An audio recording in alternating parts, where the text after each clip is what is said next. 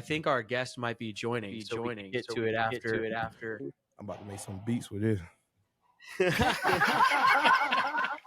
Jay Reed, you got bars? Yeah, I got bars. You know, I don't know if it's gonna be censored or not, but I spit. Oh no, we're good. You can say whatever you want on here. Absolutely. Hey, man, we really do appreciate your time.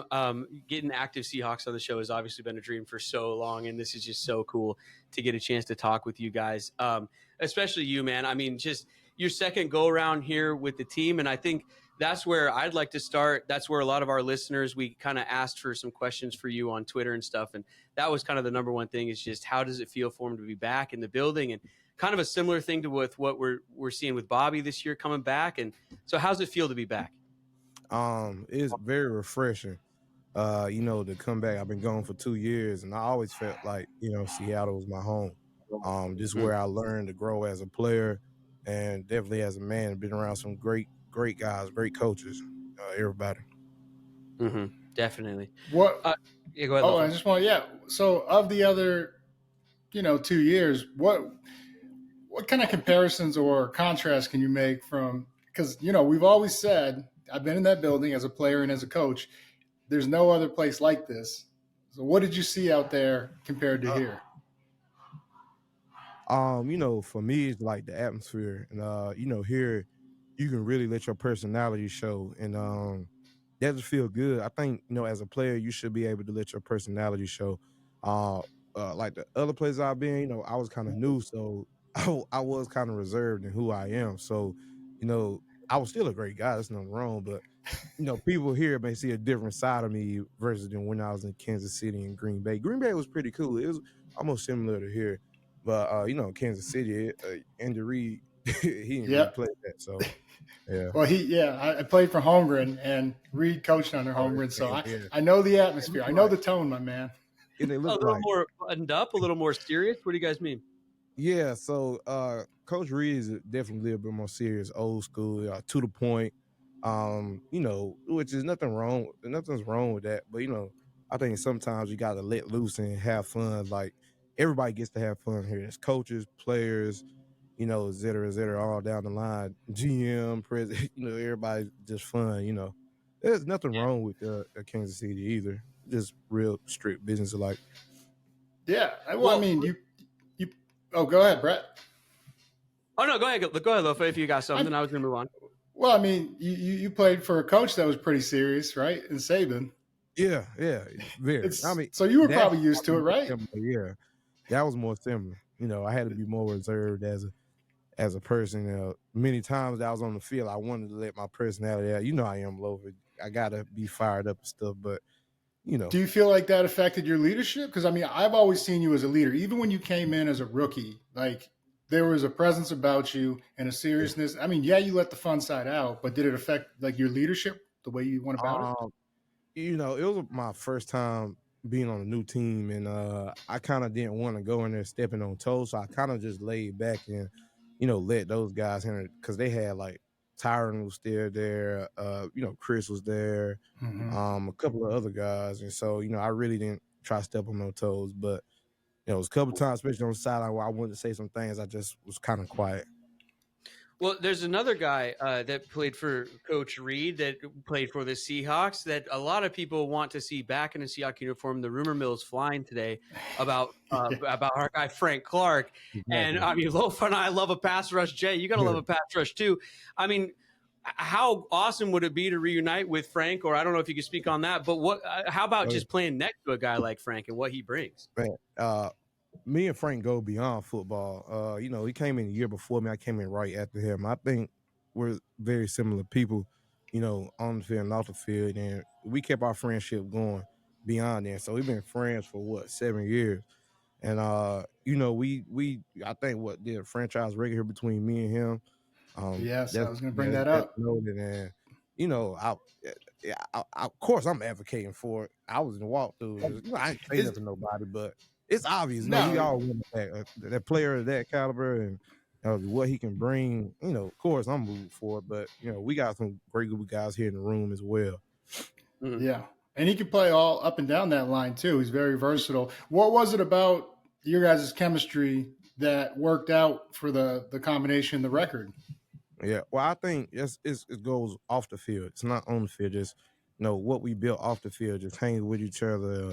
Our daughters were literally the same age, so they grew up together and they were friends and we were friends. So we just had that bond where we were just always kicking it. And I think that's what you need as a defense, as a team. Period. One, as a defense, especially on the D line, because when the fan hits and let's just say it's crowd noise, you can't really hear nothing, and you gotta be able to trust the man beside you, and you gotta kind of feel him and know what he's doing to be able to play off of. So but and just to double back on that, we are building that here, and you see, the more we play with each other, it's getting more comfortable and more comfortable.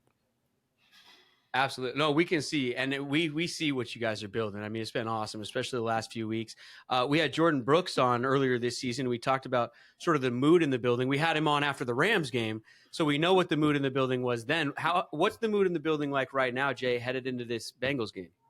I think we're humble, we're hungry, and practice speaks for itself. I think everybody in this room, personally and selfishly for themselves, wants to be great, and they want to be able to provide and make plays and make explosive plays for the defense. But we're all doing it within inside the defense. I think that's the big thing. Nobody's ahead of themselves. Everybody's humble. If somebody is getting coached by somebody else, we're all listening. Nobody has any hidiness of themselves or nothing like that. So we're just ready, because personally, to me, I think we're still doubted on, and we're just ready to play hard each and every game we can, and that's all we can do. Everything else will handle itself. Definitely flying under the radar, I believe. But the bye week, did it come at a good time or a bad time? Like, because you guys are really on fire right now. Yeah, to be honest, I thought it was a little early, but the circumstances of what happens when you play football, I think it could have happened at a better time for anybody. We got time to get guys back. Coming off a training camp, it's just some of the old blows from training camp probably was lingering on, and now you get the rest early to get guys back healthy. Now it's just the point of staying healthy during the stretch. Mm-hmm. Definitely. Jay, were you there when Lofa was there coaching? I want to know what Lofa was like as a coach in the building. I was here with you, Lo, right? Right? Yeah. I was there for your rookie year, Yeah. So I was a rookie, so I was still probably like a deer in headlights. But Love was everybody loved Low. Especially the guy who played here to his standards and made the plays that he did to come in and coach the guys. There's nothing else better than player who's a coach now, because I feel like guys can relate to that more. There's nothing against coaches who didn't play or anything, but it's a difference when you have somebody who played at a high level, such as Lowe did, to come in and coach guys like that. You've had iconic coaches almost all the way through. You got Lofa, Pete Carroll, Saban we touched on, but you also went to Eastern Mississippi Community College, which is the Last Chance U school, isn't it? And so, but you were there before the show. Is that right? No, technically I was, but if you look on YouTube, we had this show called Inside the Pride.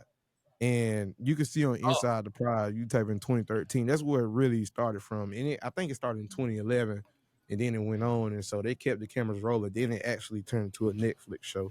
And I think they showed the right players, because I don't think y'all would want to see that. It was wild. Amazing.